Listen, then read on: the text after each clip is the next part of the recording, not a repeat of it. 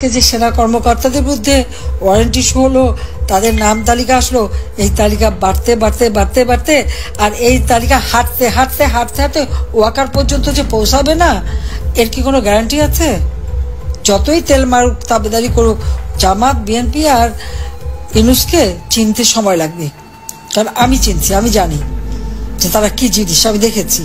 যখন বলতাম অনেকেরই হাতে খাওয়া লাগতো, আহা এরকম একটা ভালো মানুষের জন্য বলে।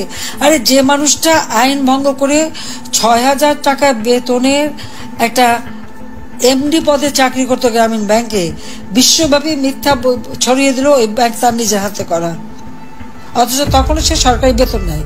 এবং আইনে আছে ৬০ বছর বয়স পর্যন্ত এমডি থাকতে পারে, যে সেখানে আইন ভঙ্গ করে ৭০-৭১ বছর বয়স পর্যন্ত থেকে গেল। আর সেখান থেকে তাকে সে মামলা করে হেরে যে ছেড়ে দিতে বাধ্য হলো, তখন সে পদ্মা সেতুর টাকা হিলারি ক্লিন্টনকে বলে, সেই জোলেনস্কি ওয়ার্ল্ড ব্যাংকের প্রেসিডেন্ট, তাকে দিয়ে তার শেষ সময় ভোটে কোনো পাস হয়নি, পদ্মা সেতুর টাকা বন্ধ করে দিল। বাংলাদেশের মানুষের আর্থসামাজিক উন্নয়নে যে শুধু আজকে অবদান রেখে যাচ্ছে, সেটা যা বন্ধ করতে পারে, দেশের মানুষকে বঞ্চিত করতে পারে, সে কী ধরনের মানুষ হয় সেটা নিশ্চয়ই মানুষের চেনা উচিত ছিল, জানা উচিত ছিল।